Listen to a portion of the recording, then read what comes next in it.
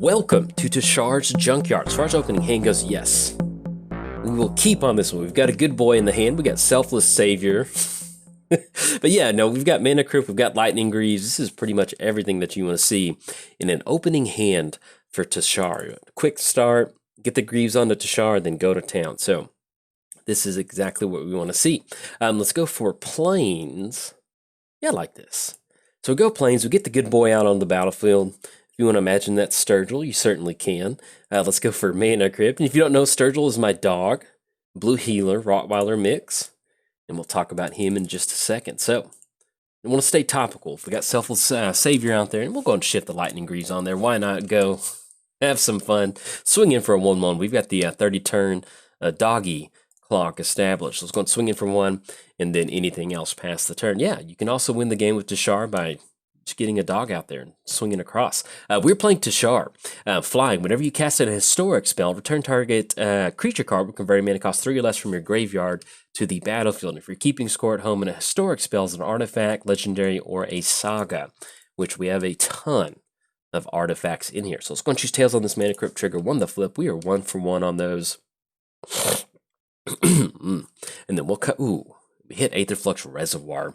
All right, so we've got a Void, which is going to enter the battlefield untapped, and we get a Scry 1. So let's go ahead and go for that. Let's get the Scry, the Scurry, the Fever, the Insanity, the Descent into Plains on top of our library because we need to make our land drops. Let's go for Teshar. Yeah, we're off to a good start right now. Opponent's tapped out. Let's have Teshar enter the battlefield. Let's go for Lightning Greaves onto Teshar. And let's go and swing it for 3. It's going to drop them down to 26, and then we can pass the turn. Play against Kathril, which I'm very excited about. It's been a very long time since I played against Kathril. Whenever Kathril enters the battlefield, put a flying counter on any creature you control. If that creature, where were we?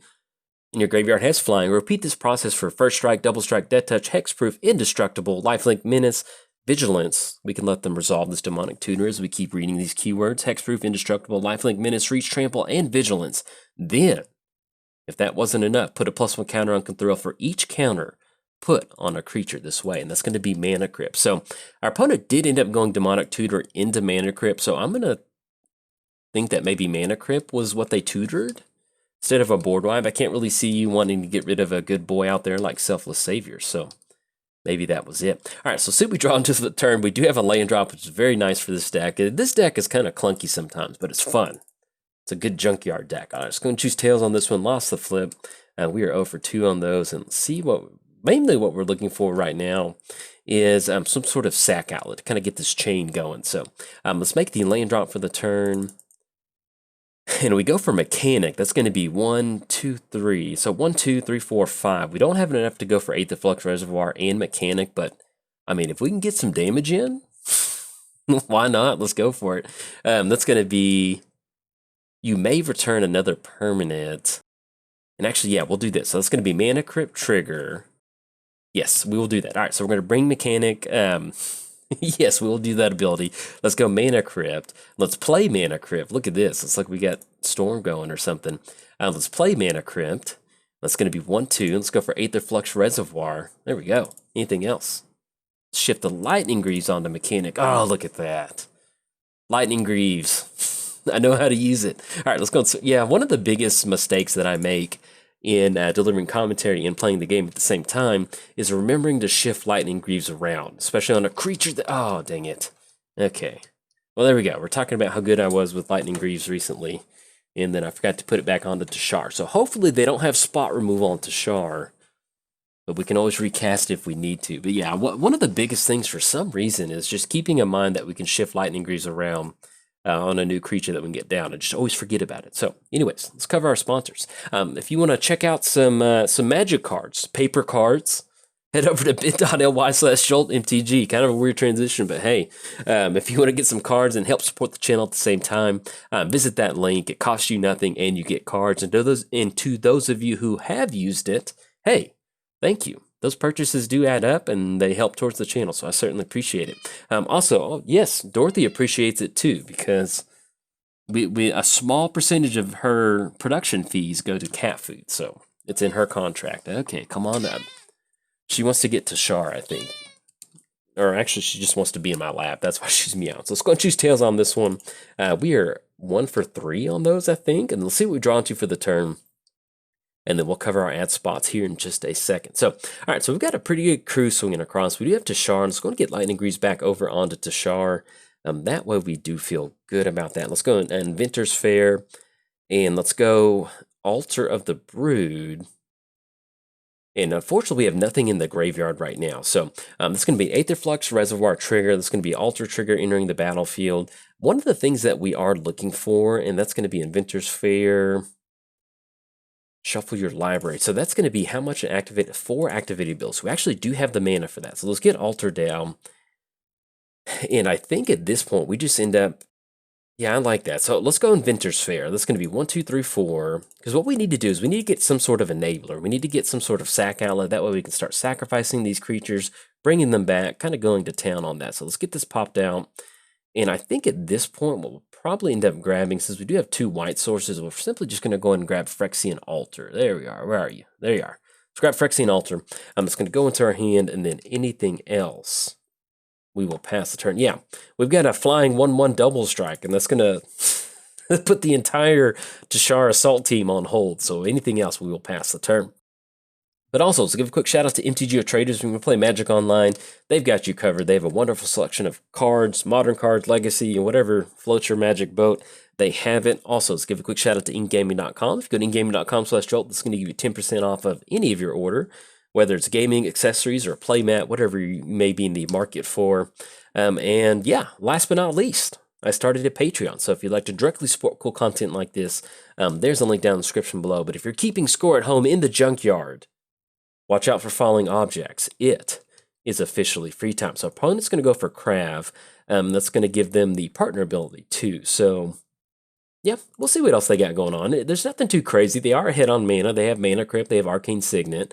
But a 1 and a 3/3, you know, we can definitely survive off of that. Now with Phyrexian Altar, so we need to, yeah, let's see. I don't really think we have a loop established right now. But yeah, we need to get something going because we've got everything that we need. We have a Enter the Battlefield effect. We have Alter the Brood. We've got Aetherflux Reservoir if we can kind of keep casting those spells. So, and that's another thing with this deck. I do want to mention that if there's a loop that I miss, I play this deck probably once every 3 months, and there's a lot of loops in this deck. And so I just don't see them right away. I don't really see them until we get into the kitchen and we're throwing stuff around, basically. So just giving you a heads up. If I miss something, that is why. So let's lead off with a Darksteel Citadel. Yeah, that'll work. And let's go for Phyrexian Altar. Let's go Phyrexian Altar. That's going to be 1, 2, 3 with Darksteel Citadel. And then we have nothing that we can bring back with Teshar right now, but at least let's get the Aetherflux Reservoir trigger. That's going to be 1 spell for each, 1 life for each spell that we cast this turn. That's going to be Phyrexian Altar. Yeah, and we're helping them dredge right now, but maybe we should have held off on Art of the Brood. Anyway, we'll see what we can assemble. Anything else, we will pass the turn. Yeah, typically against a graveyard deck, you don't really want to get the Altar going, but if we get a loop going, then we can kind of dodge the, you know, the keyword soup that we're looking to not run into, but anything else, we won't pass the turn. So right now, this is exactly what you want to have. You've got Phyrexian Altar, you've got Aetherflux Reservoir, you've got Altar the Brood. So we have some sort of way that once we do get into this loop, we're going to be able to have a win condition, whether it's Aetherflux Reservoir, milling our opponent out with Altar of the Brood. And we also have the sack outlet, which makes it very possible getting those creature cards into the graveyard. So basically what we need right now is going to be some sort of free counter. Sorry, that was Dorothy. She was getting a little aggressive with her love bites, and then her claw got stuck into my sweatshirt. And so I said, well, Dorothy, it's time that you get off the production stage. So she's on the floor now. But anyway, what you need is some sort of cheap artifact, because once you get that cheap artifact going, that allows you to get that loop happening. We do have the mechanic, and so the mechanic enters the battlefield, return a permanent, so that's going to allow us to kind of get into that loop where you're keeping the different things going. And we might, you know, we might have the loop with mechanic and selfless savior, now that I think about it. So we sacrifice it, it goes to the graveyard. We need to get it kick-started somehow. Yeah, we'll see. It's one of those that like my brain's like we're like 95% sure that we're getting there, but it's like we don't really know it until I start sacrificing things. So we'll see what we draw into next turn. We've got Magus of the Disc out there, which if you're keeping score at home, Larry David's disc over there, if you activate that, that's really going to mess up our board state. And so what we're going to try to do next turn is try to combo off. So we're going to pray to the magic gods that they do give us some sort of help with the top deck off the top, because that'll, yeah, because once that Magus happens, that is that's not good for us. That's gonna be pretty much everything we got out there. Even if they get a big creature out there, anything like that, you know, this deck wants to operate on loops. So Phyrexian Arena, that I'm very happy to see that. So we'll see what else we can go for. Now with them getting rid of Sky Hunter, that does clear the way for Teshar. I hope you have your score sheet ready. We'll see. All right, so see what we draw into the turn. That's going to be Mana Crypt Trigger. It's going to choose Tails on this one the flip, and let's see anything good. Come on, Mind Stone. Okay, well that is a historic spell. So let's do this. So let's go ahead and sacrifice, and I'm just going to kind of work my way through this. It might be a loop, but we'll see. All right, so let's sacrifice Selfless Savior, excuse me. Let's go ahead and sacrifice Mechanic. Let's go Mind Stone. That's going to be Aetherflux Reservoir. Let's go Teshar on Mechanic. And that's going to be an Alter Trigger, and that's going to be a Mechanic. I think we've got a loop on this one. I'm going to try to feel through this, and once we get the loop going, then I'll jump back into commentary. All right, and our opponent's going to scoop it up on this one. So they said, you've got the infinite loop, and I think we do. At the very least, we've got Aetherflux Reservoir, which is going to allow us to kind of pump it up. Even if it's not infinite, the fact that we can have Mechanic come out. So let's say that Mechanic comes out. That's going to be Alter the Brood. We return that back. We sacrifice it. Then we cast Mana Crypt for free. So basically, we do have a loop established. And the way this game is going to play out is that now that we have Teshar on the battlefield, we have Teshar protected. We go for Mechanic. We're going to keep sacrificing with Phyrexian Altar. That's going to net us 1 mana every single turn. So at the very least, even if we don't have a loop, we're looking at 1, 2, 3, 4, 5, and then we still tap down Mana Crypt. We can bring that back. So basically, yeah, we're in the situation where we're going to keep this loop going, and we're going to have 2 different win conditions. And that's one of the cool things about Teshar is that we're going to have Altar of the Brood trigger. Each opponent mills a card. So even if you're playing at a multiplayer table, if you get this loop going, you know, if somebody does have an Eldrazi, that's going to make a difference. But you can see where Altar of the Brood's going to mill the entire table out. You're going to be able to get enough triggers off of Aetherflux Reservoir where you can pay that 50 life, deal 50 damage to any target. You know, combos exist. Combos are fun to play. When you're playing mono white, you need all the help that you can get. And so it's fun to kind of get a loop like that. But yeah, this is basically the board state that you want for Teshar's Junkyard. You have a sack outlet going. You have some sort of way that's going to create a loop, whether it's Mechanic, bringing something back to your hand, casting Mana Crypt for free, and then using some payoff spell like Alter the Brood and Aetherflux Reservoir. Now, this deck, even if we're not going for a loop, there are some times to where if we have Selfless Savior, you know, having these extra activated ability of giving your creature indestructible. We have a couple other creatures that sacrifice, destroy target creature that's attacking. So you don't necessarily have to go to Shard Loop. You know, you can get the Skyclave. Oh, what is it called? Skyclave Apparition? You know, even something like cycling like that, you know, cycle it, bringing it back, exiling something. So you don't have to go loop with Teshar. You can simply just go value stuff in addition to loop sometime and end up with a pretty fun deck. But anyway, if you enjoyed the video, hey, like and subscribe. Thanks. Bye. Welcome to Teshar's Junkyard. Hope you're excited to sift through the junk. We've even got Junk Diver in our opening hand. So as far as our opening hand, we've got Plains, Citadel, Enlightened Tutor into a Mana. Yeah, we'll keep on this one. I kind of like what we've got going on. This is a very Teshar opening hand. We also have the brand new card that we added to the deck, Relic Vial, which we'll talk about that here in a second. But yes, welcome to Teshar. This is a very, very interesting deck. We'll talk about that here in just a second. Let's go and lead off with Plains. Yeah, so we can go Citadel. No, we've got the sack outlet. Yeah, let's do that. So let's go for Enlightened Tutor. That way our opponent is shields down. We don't have to worry about any sort of counter magic. So let's get this popped out. Let's grab ourselves Mana Crypt. Where are you, partner? There we go. Mana Crypt's going to go on top, and then anything else past the turn. We're playing Teshar.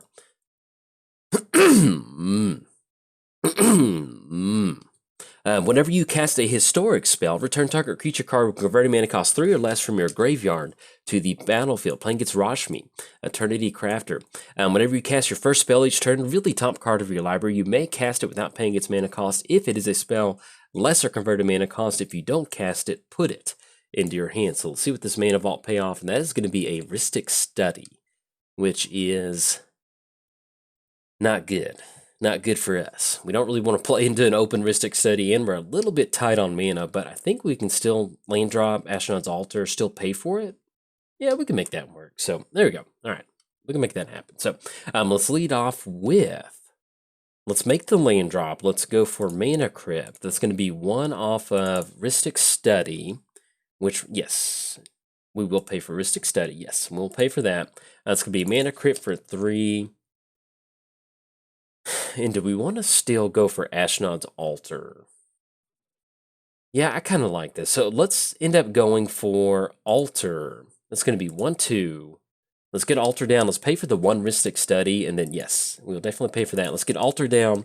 And then anything else, we will pass the turn. So we did cover both commanders. Give a quick shout out to our sponsors, TCG Player. If you'd like to sift through Teshar's junk pile, head over to bit.ly/JoltMTG and grab all of the random artifacts that you may need for your Teshar deck or any deck that you're actually building. It's going to help support the channel, and you get cards at the same time. Also, let's give a quick shout out to MTGOTraders. If you're going to play the Commander online, they've got you covered. Their bots will even hand deliver their cards to you. And also, let's give a quick shout out to inkgaming.com. You need some gaming accessories. Let's go and choose Tails on Mana Crypt. And last but not least, I started a Patreon. So if you'd like to directly support cool content like this, there's a link down in the description below. But if you're keeping score at home, it is officially free time. So we've got Recruiter of the Guard, which is going to allow us to grab pretty much anything in the deck that we may need. But at this point, we're sitting a little rough. Yeah, I think we do some setting up. So let's go 1, 2, 3. We're still going to be good. We're going to pay for the Rhystic Study. We're not going to be like Mud Stuff. We will pay for that. There we go. Let's get Ashnod's Altar down. And then they're going to mail a card out on that. So anything else, we will pass the turn over there. But yeah, it's free time. Let's have some fun. Now, I will give you a disclaimer on this deck. This is Mono White Reanimator. This is Mono White Loop. This is Mono White Junkyard Combo. There's a lot of interactions that I may overlook right away. But as soon as we kind of get the flow of the game going, then I kind of start to pick up some of these loops. You know, unfortunately, this is one of those decks that it is a ton of fun to play. You can get a lot of cool stuff. Ooh, Seaborn Muse. Yeah. Uh-oh. All right, so we've got ourselves some Sound the Simic alarms on that. But yeah, long story short, there's a lot of loops in here. There's a lot of ways to kind of get a combo going. If I don't see it right away, hey, let me know in the comments. I certainly appreciate that. Just do it very tactfully. I appreciate that. So there we go. All right, let's go and choose Mana Crypt on this one. Let's go and choose Tails on this. Lost the Flip.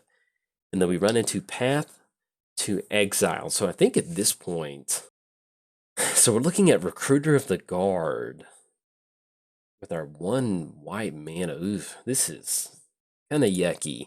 All right, so let's go for Recruiter of the Guard. It's going to be 1, 2. That still gives us just enough to go for Darksteel Citadel, which I think we still will end up paying on that one. I mean, they've only got 2 cards in the hand. The Seaborn Muse is not something we want to play against, but if we can control the card draw, that might help us out. So let's go for Recruiter of the Guard, and then we'll see exactly what we're going to grab. We've got some good stuff. We already have Junk Diver, so we can return a artifact card from our graveyard to our hand. So we need to get like a 0 converted mana cost artifact to go for that. Let's see what they're tapping out for. Cryptic Command, counterspell, draw a card. Okay, they're going to get it. Anything else past the turn over there. But yeah, typically with Teshar, if you've never seen this, if you never played the deck, it is a ton of fun. We're not full throttle combo, but there are a lot of loops in here that once you get down, basically there's like Salvage Scout, which is like a 1 converted mana cost creature, and I may be wrong on this, but essentially what happens is you get like this 1 creature that you can return an artifact back to the battlefield, you sacrifice it, you cast that free historic spell, and basically you just kind of create this junkyard loop where you can keep bringing creatures out, and then if you have some sort of end of the battlefield win condition, you know, we have Altar of the Brood out here. If we can get that loop going, that's going to mill them out every single turn, or every single time that something enters the battlefield. So typically what you're trying to do is, it's going to be Beast Within. Ugh, that's a bummer.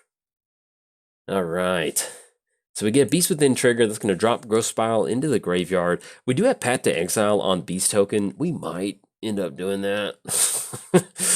Just if we don't hit our land drop for the turn, that's going to be pretty rough. We can end up going... No, we can't go for that. Okay, so let's wait for our opponent's turn. We're only sitting at 2 mana right now. We can sacrifice Beast token to add a little bit of extra, and then we're looking at Junk Diver to bring back mana. Yeah, I think I actually do kind of like that. So let's sacrifice Beast token. That's going to be 1/2. And then we tap down Darksteel Citadel. Let's go Junk Diver. And then we're going to go ahead and pay for that 1. All right, so we're going to pay the 1 for Ristic Study. Let's have Junk Diver enter the battlefield. And this is the kind of loops that I'm talking about. You know, we have Ashnod's Altar out here. If this does resolve, then we can bring back Mana Crypt. There we go. All right, it's going to be Altar trigger. Let's go ahead and sacrifice Junk Diver. Let's bring Mana Crypt back to our hand. That way we can recast it. Pay for the 1 off of Ristic Study. That's still going to give us access to 3 mana, but no colorless mana. Do we want to let them cash in a Ristic Study trigger to go for something like Scrap Trawler? All right, there we go. So we get Mana Crypt to enter the battle for our opponent. I don't know if they went away from computer for a second or what, but we get the Altar trigger, and then that still gives us 3 mana to end up going for Relic. I think we need to be aggressive on this one. So we've been actually pretty tight with our Ristic Study trigger, so we're going to let this one go through.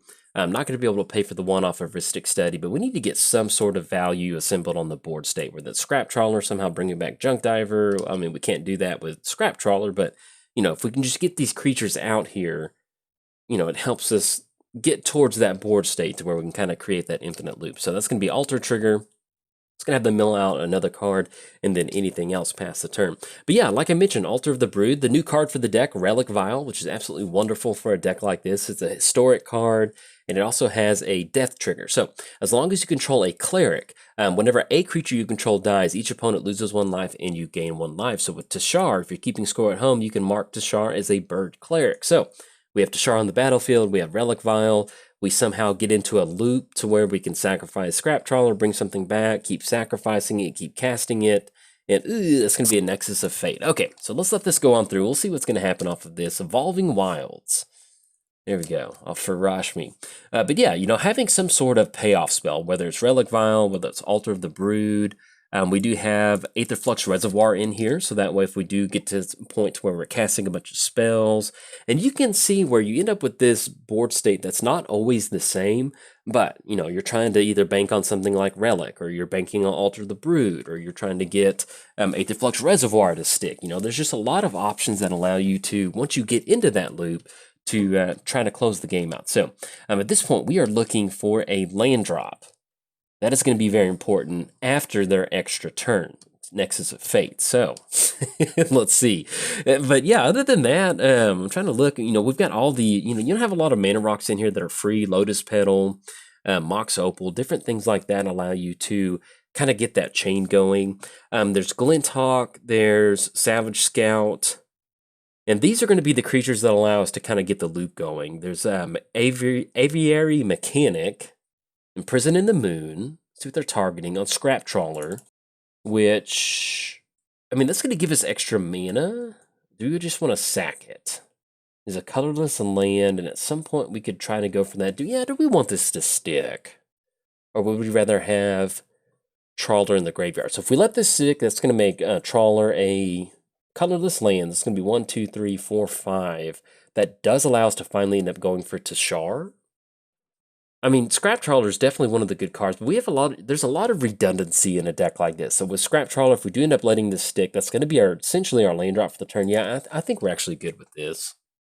Okay, so that's going to give us a colorless land. That's going to kind of free us up on Teshar. If we can find another color source that will eventually get us to Path to Exile, which we might end up using on one of our own creatures to get the land drop going. You know, that's very junkyardish right there. So there we go. All right, we got the Rashmi crew swinging in. Seedborn Muse and Rashmi swinging in for 4. Talk about 2 creatures that are not used to combat damage. Or like, hey, get out there. It's kind of like when you have like a, I don't know, you have a team or something. You tell somebody, hey, you're the lead on this. Like, what, me? A 2/4 and a 2/3? Okay, we can get it done. All right, so this is going to be Mystical Tutor on Scepter. which is that is Value Town right there. I think that will be Scepter on Nexus of Fate, more than likely. Let's go and choose Tails on this Mana Crypt trigger. Lost the flip. It's going to drop us down to 17. Let's see what we draw into for the turn. We finally hit a land for the turn, so let's go Plains. That's going to mill out, Alter the Brood. Let's go for Teshar. It's going to be 1, 2, 3, 4. Tap down 1 white. And we let them Rhystic Study with 1. Pay 1 for Rhystic Study. Yeah, I guess we just leave Path to Exile. Yeah, because if they do end up going Mystical Tutor, we've got the option to shuffle their library up. So yeah, let's do that. Before they have yes. Not going to pay 1 for Rhystic Study, so that way if they want to draw a card, it kind of forces them to go for the Scepter line of play if they want to get something on top once they get that card draw done. And that allows us to, and one of the good things about Alter is that if they do grab something with Mystical Tutor, what we can do is, you know, if we go for Path to Exile, that's going to make them shuffle up that Mystical Tutor line of play that they just went for. So probably end up going for Seedborn Muse. In fact, what we're going to do on this is let them go for Scepter. That's going to be a Mystical Tutor. And one of the good things is that they will reveal exactly what that is. So it's going to be a Rashmi trigger. And let's see what they end up grabbing off of. And they did have Rewind, which they do have enough mana to go for Rewind, which is not going to be good for us. So let's see what they end up grabbing off of Mystical Tutor. We'll still end up forcing the... Yeah, that was Nexus of Fate. So let's go Path to Exile. And we will pay 1 for Darksteel Citadel, which will dodge that Rhystic Study. But they just hit Rewind off of that. So unfortunately, I think they're going to be able to get it on this one. Oh, in fact, they're going to go for Swan Song. So yeah, we're going to go and scoop this one up, because once they get into Nexus of Fate, they're going to be able to keep going for that extra turn. So there we go. Good game. Unfortunately, we just got a little bit down on mana. We just couldn't really get anything going, but we had the pieces. We just couldn't get out from underneath that Rhystic Study. You know, if we just play into that Rhystic Study, then that is not good for us. But anyways, if you enjoyed the video, hey, like and subscribe. Thanks. Bye.